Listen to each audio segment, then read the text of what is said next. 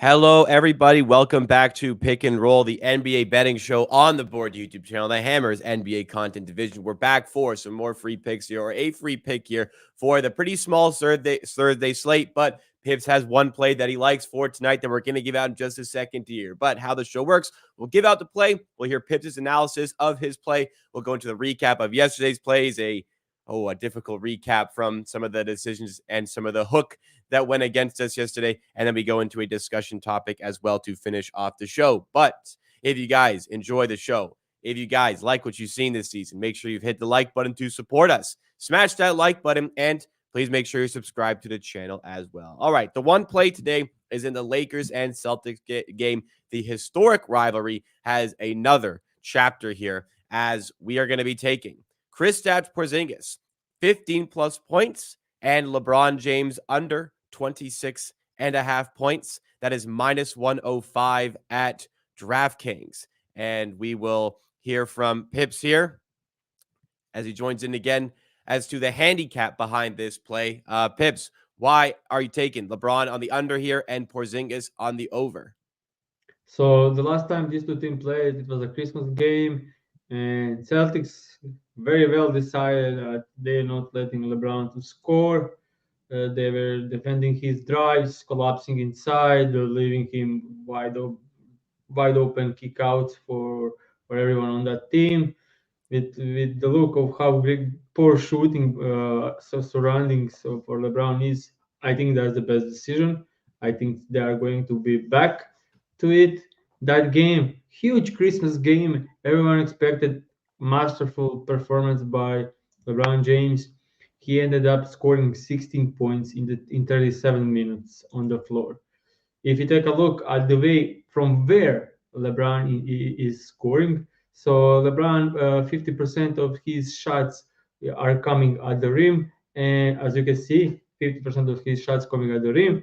If you take a look at how the Celtics defend, they are not allowing anything at the rim. They allow the fourth least field goal made or points at the rim this season. And yeah, Porzingis will be in drop coverage, and LeBron will be double teamed whenever he tries to drive to the rim, and it will be greatly contested inside. So they will make probably everyone else to score in this game.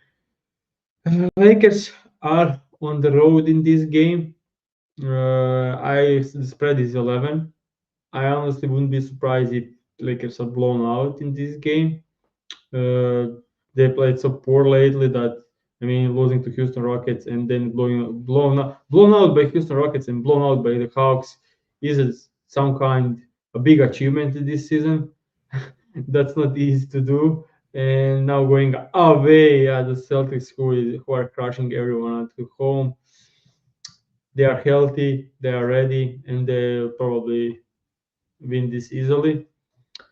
Most of the scoring should come from Kristaps Porzingis in this one. Last time they played, Kristaps Porzingis was the leading scorer for the Celtics in that game. He had 28 points. He was leading the team also in field goal attempted. So yeah, I just think Lakers, if they do something on defense, they will try to take away Tatum. And Porzingis is the most consistent scorer so far this season for the Celtics. Like if you take a look at the games with 28 or more minutes, he covered this in 22 out of 24, 92% clear rate. Two games where he fell short by 1 point, where he shot 0 from 10 from 3 point line combined, which is something that's not happening a lot for a guy like Porzingis. As I said, like one of the best game of the season, and he will AD should be in the deep drop coverage, so Porzingis should have some wide open threes. Lakers allow the most above the break threes in the entire league, and that's where 37% of Porzingis points comes. So one third of his points come from the position, and also single coverage against AD.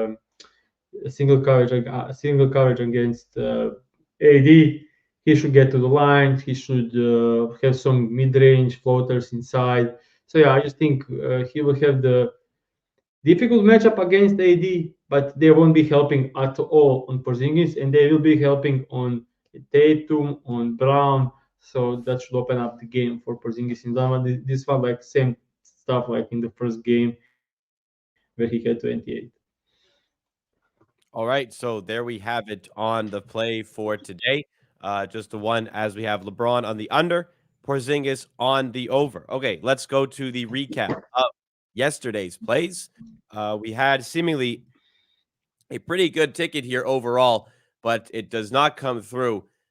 We add another notch into the L column on the hook counter, which is never fun. We go to 4 and 10 over there. And the other two plays, Kyle Kuzma finishes on 27.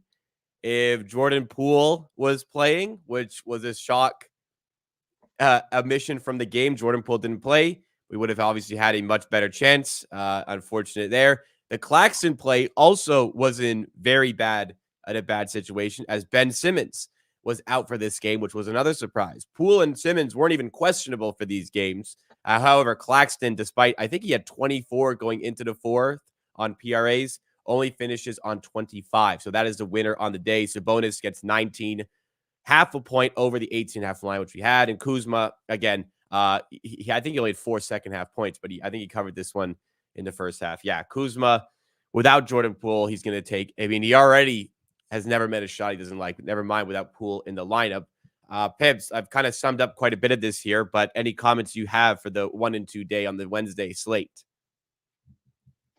Yeah, I think we had great bets at the time of the show. Later, these bets were kinda, yeah, not great. Claxton was biggest part of the bet probably was Ben Simmons being back, but still didn't. They went with shooting at the five, so he didn't close the game, which is kind of nice, and so we ended up with winning there. Second time this season, he had tremendous first half and terrible second half. We'll take it. 25, so not even that close lately. And Sabonis one was this one terrible. Like he had 14 points with 5 minutes left, and then he gets one putback plus free throw, then got some call for a free throws, 2 minutes, 3 minutes left, and made both. So hook, another hook on the line this season. It's insane. We will lose every close one, and yeah, Yeah, nothing to do there. it's But yeah, So I remember in our first season doing the show, this is our second season. I created the hook counter to show that, okay, hooks suck, but like most of the time it's going to be balanced out 50-50 on hooks. Well, uh, last season, it started similar to this. We're 4 and 10 on hooks this season. And then it slowly got back towards the middle by the end of the season. Now we still have like 40% of the season to go, but my goodness, feels like there's a bit of hard luck on the side of the show as well. 4 wins on hooks, 10 losses on hooks. Twice have been Sabonis hitting both free throws late in the game to go over his point line. That is the second time it's been specifically Sabonis who has done that as well. Wow, it just feels like some hard luck here. In the chat, we see people talk about like there's a lot more ways for unders to hit. Well, we learned about some ways for some overs to hit when players are injured or with some of these hooks. It's unfortunate, but yeah. I also briefly touch just on Kuzma. Without Poole, he was playing Bilal Koulibaly, Tyus Jones, Danny Avdia, and Daniel Gafford. That's the yeah, starting lineup. he's In, gonna in shoot that everything. lineup, yeah, he was shooting everything. Like first quarter, he had more field goal attempts than all other four guys combined. Like yeah, and it didn't help. The Clippers absolutely didn't care to play defense in this game. They put like first four possessions. Uh, Harden was on Kuzma. It he made like four straight back to back buckets to start, and then yeah, he was very aggressive. And if Poole was playing, I am like very confident we will see a win here because he will take like 30% of his shots, and that will be huge.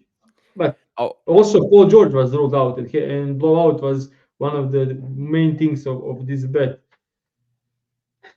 Not our day last night. I think we had great bets overall, but it only like if Sabonis end up on 18 this have a profitable day with all the shit happened. So yeah. I feel like the show has been turning around here. We are in the profit on the season, very slightly, but we still are in the green on the season, and we have a play here looking to extend that as well. Over the course of the long sample, we keep saying the luck should balance out at some point, and hopefully it starts Maybe today. maybe we luck out in like 2027 That is a with the big pace we sample are size. going. Yeah. Okay. Moving on to a bit of discussion for today. I actually wanted to do this on Monday, but Pip's injury, we wanted to do a short show for him. No problems at all. But one team that has been surging up the NBA standings here is the New York Knicks. The OG Anunoby trade has definitely been a catalyst towards this. Their defense has been sensational, but they've won 8 games in a row. They are in now third in the Eastern Conference, and it feels like they could catch the Bucks and finish as the second best team in the East in the regular season. How much of this run by the New York Knicks is an actual showcase towards this team being a contender? Do you think they are potentially the second best team in the East? As I said earlier, I think maybe a bit underestimated how great Hartenstein is on defense. Yeah. Like he's not Mitchell Robinson, but he does so many other stuff at a very high level. I was actually in some early days I was a fan of Hartenstein when he was at the Rockets when he was at the Clippers. He had so much to do like on the offense and playing good defense. But yeah, he surprised me. He is tremendous. OG helped this team to just hustle in to be like hustling on defense and to be in the right position every time. And if they are not in the right position at some times, OG will fix it. Like he is just like probably one of the highest defensive impacts of non-big in the entire NBA history. I would say, like from what I'm watching, like he can change the game completely, like similar to Draymond Green stuff. Like he can have like game-changing defense on every single possession, and it's a joy to watch. And I think they could use some. I don't know the big stuff for them, but they should use uh, them to get some secondary ball handler. I think Malcolm Brogdon is insane ads for them, and I think they should look to add some that type of player. But Malcolm Brogdon is insane. Will be great. He can shoot. He can play defense. He has good size, and he can play making do playmaking. I think Tibbs will absolutely love Malcolm Brogdon. So yeah, I just think maybe some additions for them to be a real contender, especially if Randall going back. And we all know when Randall is coming back from the injury, he sucks for the first like couple of weeks. And if that's a playoff time, unfortunate. He was just getting play. He was like like 2 months of straight bowling from Julius Randle. He was great. So sucks to see that, especially with Mitchell Robinson being cited. Josh Hart doesn't look healthy so far, at least for like last couple of weeks. So yeah, it's interesting. It's interesting, but we'll see moving forward what moves do they make, and I think they could be in the playoffs if they are healthy and they improve. They could be a contender. Yeah, I'm not ready to say they're on the level of the Celtics, but with Embiid's health is always a question, and it still continues to be a question. The Sixers actually have slipped to fifth in the Eastern Conference. It's very tight. They're only 2 games back of second. It's very, very tight. But the Cavs continue to surge on and win games. They've won something like, I think they've won like 10 of 11 or something like that. I think Uh, 11 of 12. I think actually yeah, just without Mobley, without Garland, which is crazy. I actually don't they know. just I came think, back. sorry? They just came back Well, they last just came night. back. Both of So them. Yeah, I'm curious to Garland see has. how if this continues because we talked about it on the show I think last week about the floor spacing that's there without them involved, without Mobley specifically. So we'll see how they adjust there. But regardless, on the Knicks, I still struggle to see them beating the Bucks or the Sixers in a 7-game series. I think the Sixers are more vulnerable there. But for the Bucks, I just struggle to see them. Like the two better players on the team are going to be best players in the series and on the floor are going to be Lillard, likely, and Giannis. So if Brunson absolutely explodes in that series, I think there's enough size for the Knicks to combat some of the Giannis drives on the inside, Uh, just especially a if thing. Robinson's back. Thing to add. Last night I saw some Doc Rivers with Bucks. He did pull Brook Lopez a bit higher on the screens, which was interesting to see. That's the first time in like last couple of years seeing someone try to do something different with Brook Lopez, No, Adrian and Griffin it looked tried to do god that. awful. It looked god awful. They lost the game. So yeah, Adrian Griffin was doing that, and the team bullied him out of doing that. The team made him change it. yeah.